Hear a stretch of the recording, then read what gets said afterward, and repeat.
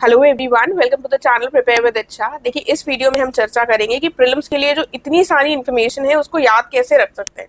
देखिए, ये हम सबको पता है कि रटे बिना प्रीलिम्स पास नहीं होगा। पूरा यूपी पीसीएस का एग्जाम अगर आपको देना है, क्वालिफाई करना है, तो इन्फॉर्मेशन का ओवरडोज है, तो उसको रिकॉल कैसे कर सकते हैं।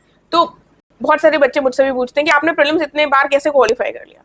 तो ऐसा नहीं था कि मैंने कुछ अलग किया, जैसे सभी लोग कुछ चीज़ों के कुछ ट्रिक्स के माध्यम से चीज़ों को याद रखने की कोशिश करते हैं, वही ट्रिक्स मैंने भी यूज़ की है, उन्हीं के बारे में डिटेल से चर्चा करेंगे। और अगर आप वीडियो आपको पसंद आए तो प्लीज़ लाइक और शेयर करना मत भूलिएगा, और अगर आप चैनल से नए जुड़ रहे हैं तो प्लीज़ सब्सक्राइब जरूर कर लीजिएगा।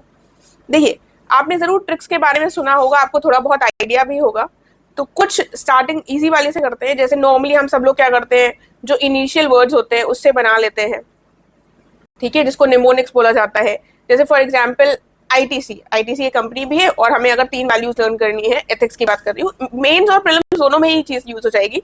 तो इंटेग्रिटी आ गया, टी से ट्रांसपेरेंसी और सी से कंपैशन, ये 3 वैल्यूज हमको आईटीसी से याद रहेंगी। ठीक है, तो ये शॉर्टकट्स लेटर्स वाले समझ में आ गए। देन पॉइंट आता है दूसरा हम किसी शब्द से, जैसे हम लोग बना लेते हैं कि प्रधानमंत्री जितने भी हुए हैं, तो राजेंद्र, राधा, सबके नाम से, ठीक है, पूरे हमें याद रहेंगे कि राजेंद्र प्रसाद थे, फिर राधा कृष्णन थे। ठीक है, इस तरीके से हम छोटे छोटे पार्ट्स निकाल कर बना सकते हैं। ये आसान तरीके हैं, इससे सब लोग कर लेते हैं। इसके अलावा क्या कर सकते हैं, बात आती है जब ज्योग्राफी की, तो एटलस देखनी है आपको। एटलस से जितने बार नजरें घुमाएंगे उतने बार आपको चीजें याद रहेंगी। हो सके तो वॉल पर मैप लगा लीजिए, अपने हाथों से लोकेट कीजिए, इंडिया का मैप खरीदिए, उसमें चीजों को लोकेट कीजिए। जब आपने अपने हाथों से कर लिया तो आपको अच्छे से याद रहेगा। तीसरी बात आती है मोबाइल फोन्स और हमारे लैपटॉप्स जो आजकल हम बहुत यूज करते हैं, उसके स्क्रीन कवर्स, जो हमारे स्क्रीन सेवर्स होते हैं, ठीक है, जो होम स्क्रीन होती है, उसमें कुछ ऐसी चीज लगाइए जो आपको रट ना रही हो। जैसे मान लीजिए पॉलिटी के शेड्यूल्स आप नहीं, बिल्कुल आपको रट ही नहीं रहते हैं, आप भूल जाते हैं बार बार, उसको लगा लीजिए। हर बार आप फोन ऑन करेंगे तो आपको दिखेगा। अगर आपको दिखता रहेगा तो जब एग्जाम में आएगा तो उसको आप टिक कर लेंगे।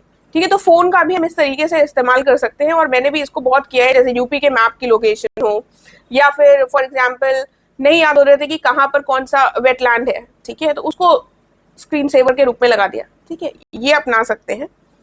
देन अगेन कुछ टॉपिक्स, हम सारी चीजें, अब कहाँ तक हम छोटे छोटे निमोनिक्स बनाएंगे, कहाँ तक हम शॉर्टकट बनाएंगे, कुछ ना कुछ तो रटना ही पड़ेगा। बट कुछ चीजें ऐसा होता है कि रटती ही नहीं है, चाहे जितना हो जाए। फॉर एग्जाम्पल मान लेते हैं, अब मरकाइबो लेक जो है ये वेनेजुएला में है, ठीक है। अब हमको ये फैक्ट लर्न नहीं हो रहा, फैक्ट कॉन्सेप्ट से तो ईजी होता है, फैक्ट नहीं लर्न हो रहा।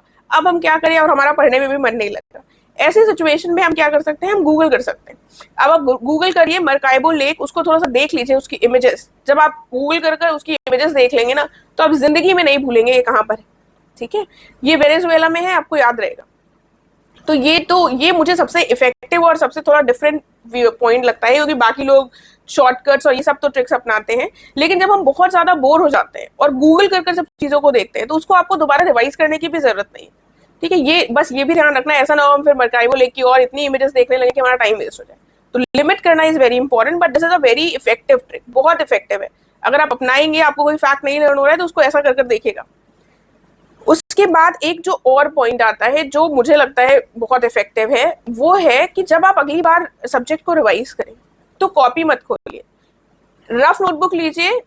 कोई भी टॉपिक उठाया, फॉर एग्जाम्पल आपने पॉलिटी से रिवाइज कर रहे हैं, अब पॉलिटी के जितने भी एक्ट्स थे, ठीक है, अपने आप रिकॉल कर लिखने की कोशिश कीजिए।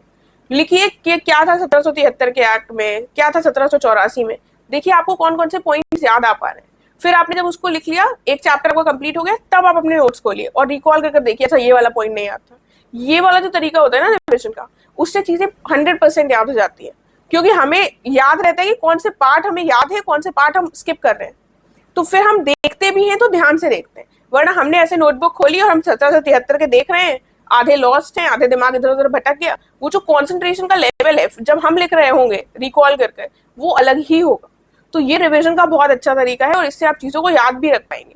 कुछ चीजें आप ऐसे पढ़ लेंगे जो आप कभी नहीं भूलेंगे। ठीक है, तो ये बहुत प्रॉब्लम रहती है स्टूडेंट्स को कि वो लर्न नहीं कर पाते हैं। इतने सारे फैक्ट्स हैं, आपको पता है शॉर्ट नोट्स बनाने हैं, सब कुछ बनाना है, लेकिन अनटिल एंड अनलेस आप उसको याद कर पाए, वो किसी काम का नहीं है। ठीक है, तो ये जो मैंने पॉइंट्स बताए हैं छोटे से ही हैं, कुछ आपको पता होंगे, लेकिन डेफिनेटली लास्ट के 2 ऐसा आप नहीं करते होंगे, अपना कर देखिएगा, बहुत इफेक्टिव लगेंगे। और अगर आपको कोई भी क्वेश्चन है तो आप टेलीग्राम चैनल के माध्यम से मुझसे जुड़ सकते हैं और वहां पर क्वेश्चन पूछ सकते हैं। GS5 का वीडियो थोड़ा सा बचा है, अगर होगा तो आज रात में कर दूंगी, वरना कल पक्का मिल जाएगा आपको। ठीक है, बाकी अच्छे से पढ़ते रहिए और वीडियो को जरूर लाइक और शेयर कर दीजिएगा।